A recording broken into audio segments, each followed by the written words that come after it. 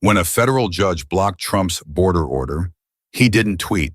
He walked straight into the Supreme Court and called out John Roberts face to face, with the entire country watching.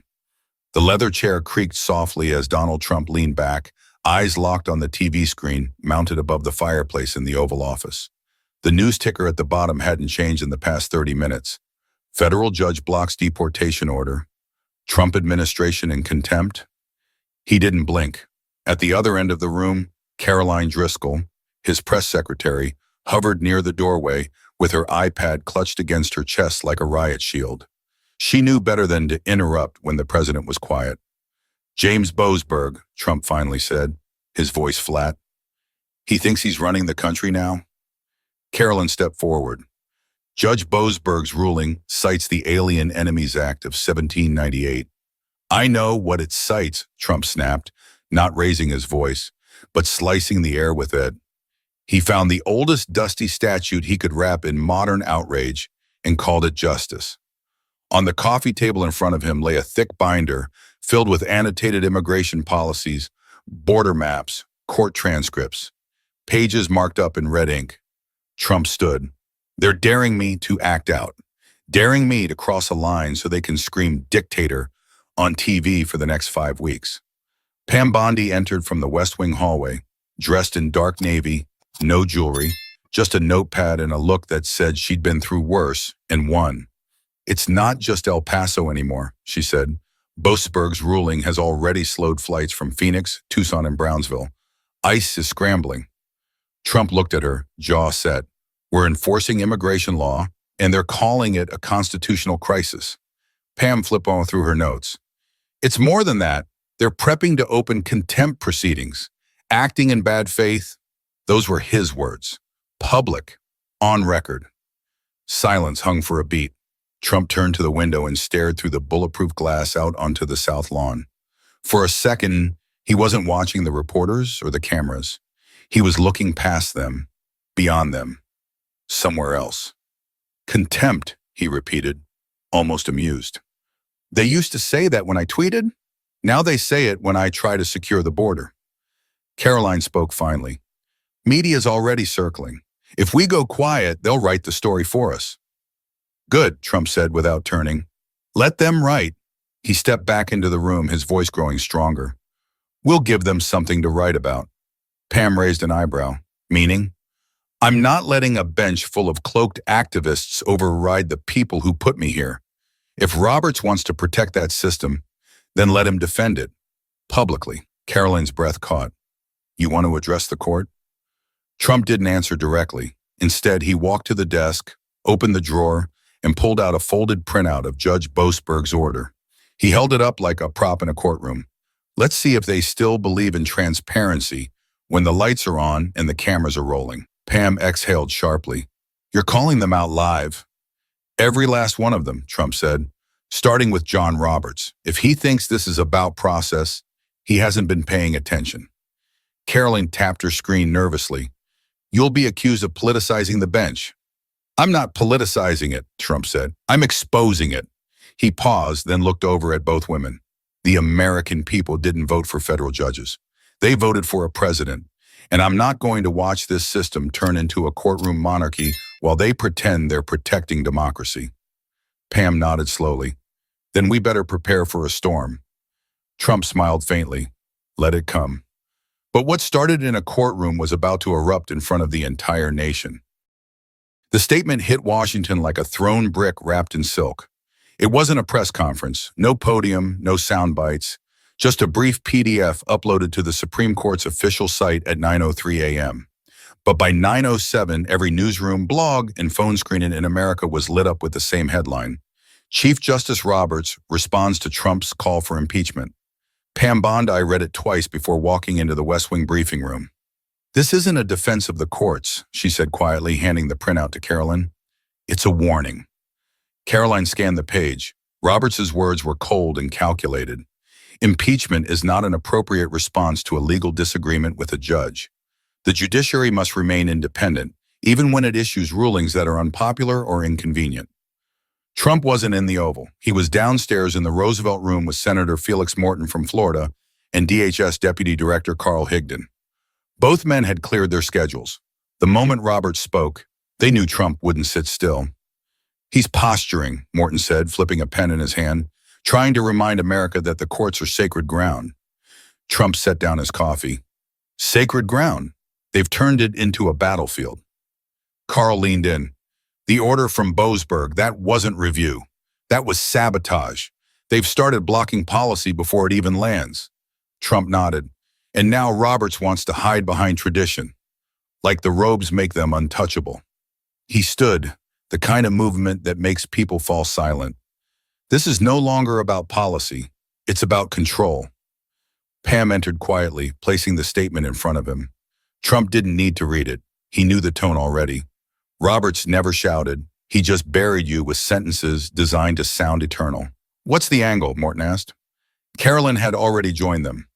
"Media's going to paint it as a call for unity, measured leadership in chaotic times. But the base sees it for what it is, deflection. They want to give judges permanent veto power," Trump said. "They don't want to win elections. They want to block whoever does." He walked slowly to the fireplace, the same one presidents have stared into since Roosevelt himself. "We gave them years to fix this. What did they do? They held panels, gave speeches, and now when I act, they scream tyranny." Pam crossed her arms. "What's your play, Mr. President?" Trump didn't answer right away. Instead, he turned and looked at them. Not like colleagues, but like soldiers about to hear a mission plan. "They want courtroom rulings," he said. "We'll give them courtroom cameras." Felix Morton raised an eyebrow. "You're serious." "I want a live session. I want Roberts across from me, and I want the American people watching. No statements, no redacted footnotes. I want faces, I want accountability." Carl Higdon looked uncertain. "You think they'll agree?" "They won't have a choice," Trump replied. "I'll frame it as a legal forum, a national summit on judicial restraint. They say they want transparency. Let's test that theory." Carolyn was already typing on her iPad. "Media will flood it. Roberts will look like he's dodging if he refuses." Felix chuckled, half in disbelief. "This is going to break every precedent we've ever seen." Trump picked up the Boasberg order again and stared at it. "So did that judge when he overruled the entire Department of Homeland Security with one signature." Pam exhaled through her nose.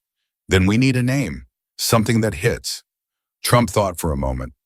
"Call it the National Judicial Reform Summit." Caroline looked up. "You want it at the Supreme Court?" "No," Trump said. "I want it inside the Supreme Court." The room went quiet. The implications were clear. This wasn't about a speech or a statement. This was a call to confrontation. One branch against another, with no curtains left to hide behind. Felix looked over at Pam. "He's serious." Trump nodded once. "They wanted a fight they could win in silence. I'm dragging it into the light." But Trump wasn't going to respond with a tweet. This time, he wanted a microphone and a stage. The official invitation hit inboxes just after midnight. No leaks, no press hints, no anonymous aides whispering behind heavy doors. Just a formal email sent from the office of the president, stamped with the seal and addressed to the Supreme Court. "You are formally invited to participate in the National Judicial Reform Summit, to be held live and on record within the Supreme Court chamber. The purpose is public discourse on judicial authority, nationwide injunctions, and the constitutional balance of power." By 8 a.m., the news had exploded. CNN was calling it an audacious move. Fox ran with "Trump demands accountability from the bench." MSNBC called it a stunt, but nobody could ignore it. Chief Justice John Roberts read the invitation in silence. He didn't call a press conference. He didn't issue a statement. Instead, he gathered with three of his colleagues, Justices Linda Yang, Edward Salazar, and Ketanji Brown Jackson, in a private room off the East Hallway. Roberts placed the letter flat on the polished table. "He wants to turn this into a televised confrontation," Yang said, frowning. "This has never been done." "He's not asking," Salazar muttered. "He's daring us to say no." Jackson leaned forward. "Do we ignore it, dismiss it, meet privately?" Roberts looked down at the paper, his face unreadable. "We attend. If we refuse, we hand him the narrative, that we're hiding, that we're afraid." Yang shook her head. This isn't a forum. This is a trap. Roberts finally looked up. Then we'll go in clear-eyed and controlled. He's coming for spectacle. We'll respond with civility. That's the line we draw. But across town, in a room lined with flags and framed maps, Trump was outlining something very different. We're not just showing up, he told his team. We're staging a reckoning. The summit would be historic. Cameras would be allowed, every word recorded. 2 lecterns, one under the seal of the Supreme Court, the other beneath the eagle crest of the presidency. Carolyn was on her 3rd cup of coffee, typing up press credentials. We've had over 200 media requests in 3 hours. International outlets are begging for floor access. Pam Bondi reviewed security protocols. We'll need federal marshals, Capitol Police, Secret Service, the whole net. This isn't just politics. It's national spectacle. Felix Morton walked in, holding a folded copy of the Roberts statement. He's agreed to attend. He's bringing 3 justices with him. Said he won't prepare remarks, wants to speak off script. Trump smiled, but it wasn't amusement, it was purpose. Perfect. The more unfiltered, the better. Caroline looked up. What's the goal? Trump leaned on the edge of the table. To break the illusion. They've wrapped themselves in formalities so long, they think it makes them untouchable. The people need to see them, not as symbols, but as men and women who can be wrong. Pam hesitated. And if they try to flip it back on you, paint you as the tyrant? He didn't miss a beat. Let them trick to be. The difference is, I answer to the voters. They answer to no one. Preparations moved fast. By the end of the day, a team from the architect of the Capitol had installed lighting inside the chamber. The lecterns were set, sound checks tested. Secret Service swept the perimeter. Outside, reporters staked out sidewalk spots with folding chairs and thermoses. Protesters gathered on both sides of the building, signs raised. One group chanted for judicial independence. The other held banners that read, "Let the people govern." At 10 p.m., Trump stood alone in the empty East Room of the White House, looking at the freshly printed notes in his folder. No speechwriter had touched them. It was just him, his thoughts, his warnings. Felix walked in quietly. We good for tomorrow? Trump didn't look away from the paper. We're better than good. He closed the folder slowly. Tomorrow, America hears what they weren't supposed to. But no one expected what Trump was about to say in front of the camera. The Supreme Court chamber had never seen anything like it. Not once in its long-shadowed history had a sitting president stood eye to eye with the Chief Justice of the United States, not through lawyers or court briefs, but in the very house of American law, with cameras rolling and the entire country watching. At precisely 11:20 a.m., Donald Trump entered from the East Corridor. No teleprompter, no polished notes, just a slim leather folder under one arm and a stare that didn't shift. He didn't wave. He didn't smile. He walked to his podium like he had walked into 100 rooms before, alone, unshaken, and with something to say. Across from him, Chief Justice John Roberts sat at the head of his bench, flanked by Justices Yang, Salazar, and Jackson. His hands were clasped in front of him, posture straight, calm, reserved, measured, like always. The buzz of press cameras clicking filled the edges of the room. Live feeds had already gone active. Fox, CNN, MSNBC, and smaller networks all ran the same banner. The Judicial Summit. Live from the Supreme Court. Trump scanned the room once, then began. When I swore to defend this country, I didn't expect to be in a room like this, speaking not to enemies overseas but to silence robed in formality, he said. But here we are. He paused. A federal judge recently blocked my administration from deporting individuals we've deemed a threat under laws that predate most people in this chamber. And when we enforced the law anyway, because law should matter more than interpretation, we were accused of bad faith. He held up the folded order from Judge Boasberg. This isn't law. This is leverage. Roberts remained motionless. The cameras cut briefly to his face, still unreadable. Trump continued. Now we're being told impeachment isn't appropriate, that we should wait, appeal, follow process. But how long do you wait when judges erase policies before they're even implemented? How many injunctions until the people who voted for change get none of it? His tone was steady, not shouting but charged. This country wasn't built so 700 unelected lawyers could rule it from behind closed doors. He turned slightly toward Roberts. Chief Justice, I say this with respect for your position, but not for your doctrine. When the people cry out for action and the courts answer with silence, that's not neutrality, that's surrender. Roberts sat forward gently, adjusting his glasses.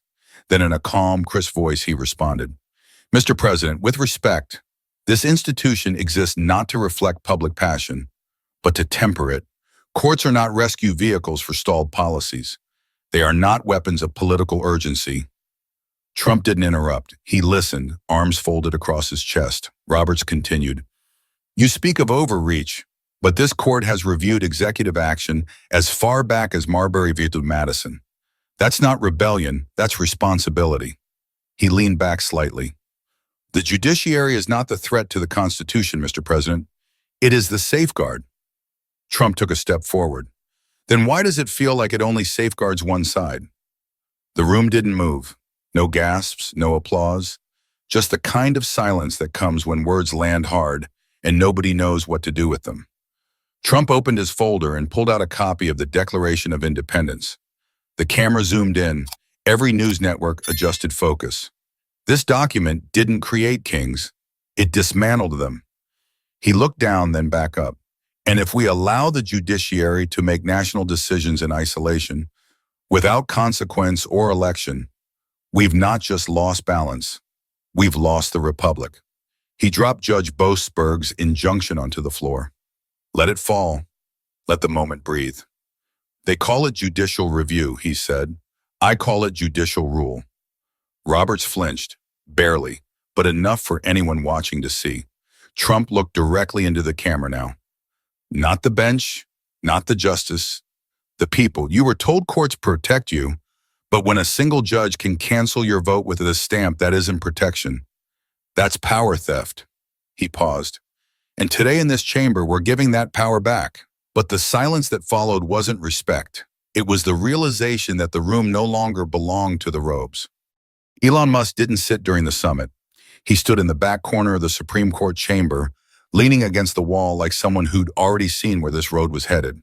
Phone in hand, he typed a single sentence into X as Trump walked back to the podium. A courtroom just became a battlefield. By the time Trump reached for the Declaration of Independence again, that post had already crossed 2 million views. But Trump wasn't chasing views. He wasn't even chasing applause. What he wanted, what he'd always wanted, was clarity. And now he had it. He turned the parchment slowly in his hands and said, not to the court, but to the nation. Thomas Jefferson warned us about men in power who wear the appearance of virtue while quietly stealing the people's voice. He paused, then read a line, clear and slow. An oligarchy in robes is still an oligarchy. You could hear the weight of those words drop like a stone in the chamber. The phrase cut through centuries of legal tradition like a knife through fabric. It didn't matter that Jefferson never wrote those exact words. It felt like he had. Pam Bondi, seated behind the president, didn't move. She didn't need to. Her silence wasn't fear. It was recognition. She'd been in law long enough to know when history was being written in real time. Roberts sat like granite, still upright, hands folded. But this time, the tension in his jaw betrayed him. Trump stepped away from the parchment, looked out again at the crowd of reporters, aides, and citizens packed into the high-walled chamber. When a single judge appointed for life can stop a president from defending the border, you don't have balance.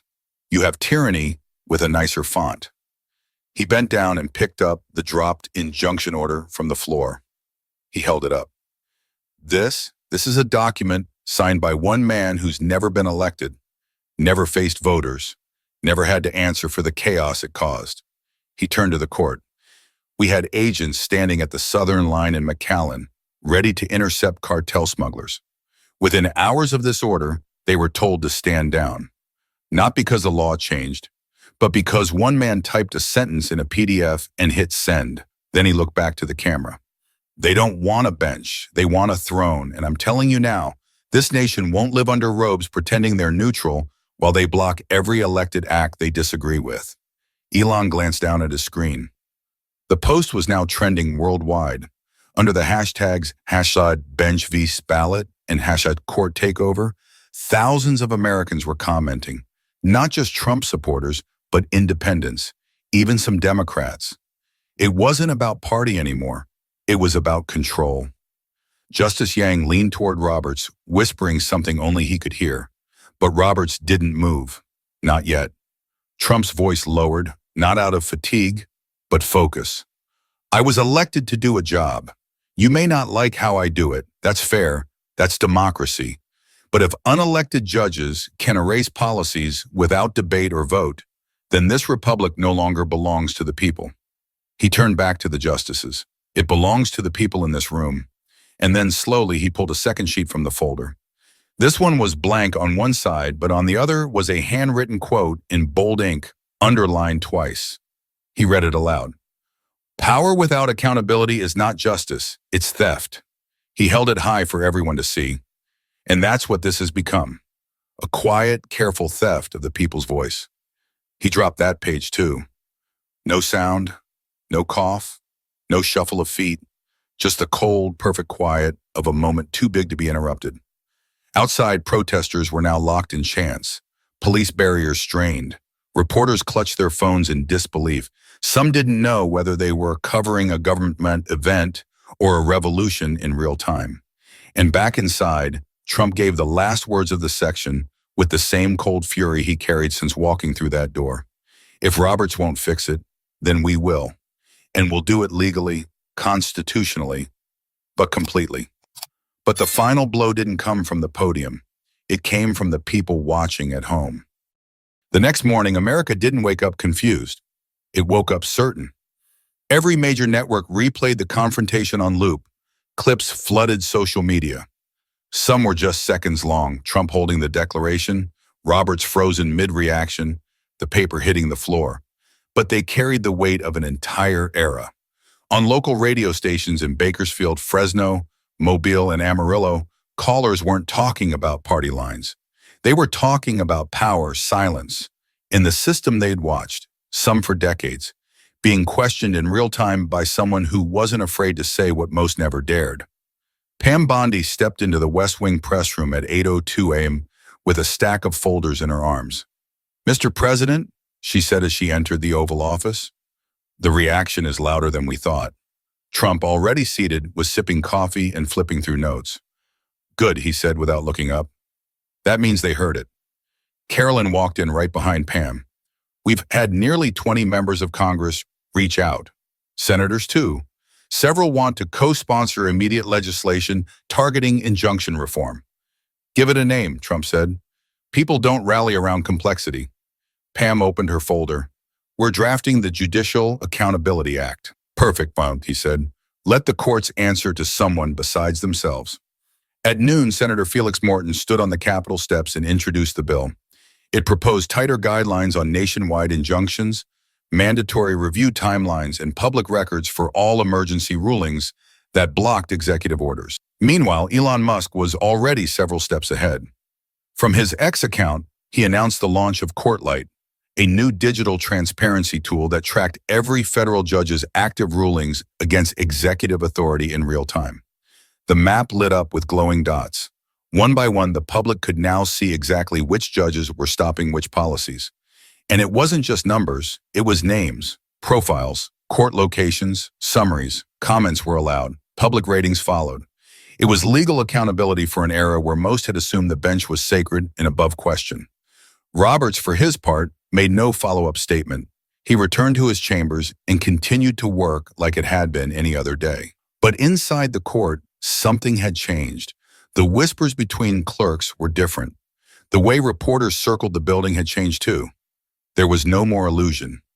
Caroline stood next to Trump later that evening, watching a live segment on News Nation. The commentator paused mid-thought and said, "We're not just witnessing politics anymore. This is constitutional course correction." She turned to him. "You think this will last?"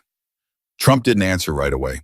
He was staring at the copy of the Declaration that now hung on the Oval Office wall, placed just inches from where Obama's mirror had once been. "It won't last unless we stay louder than the silence," he said. Pam stepped in. "The left's already mobilizing. Editorials calling this judicial intimidation. Legal experts on cable saying it sets a dangerous precedent. Good, Trump said. Let them scream. They've been protected by that silence long enough. We didn't break the system. We broke the illusion. Across the country, people responded, not with rage, but with reflection. Retired factory workers in Ohio, ranchers in Arizona, a high school civics teacher in Wichita Falls who printed out the speech and had his students read it line by line. This wasn't about one party, one case, one judge. It was about the fear that the people's voice had been taken, not with guns or armies, but with signatures and robes and courtrooms nobody ever walked into unless they were summoned. That fear had a name now, and so did the pushback. Elon's Courtlight app surpassed 5 million downloads within 72 hours. The Judicial Accountability Act picked up bipartisan support from states that hadn't agreed on anything in years. And for the first time in over a decade, a Gallup poll showed that trust in the federal judiciary dropped below 35%.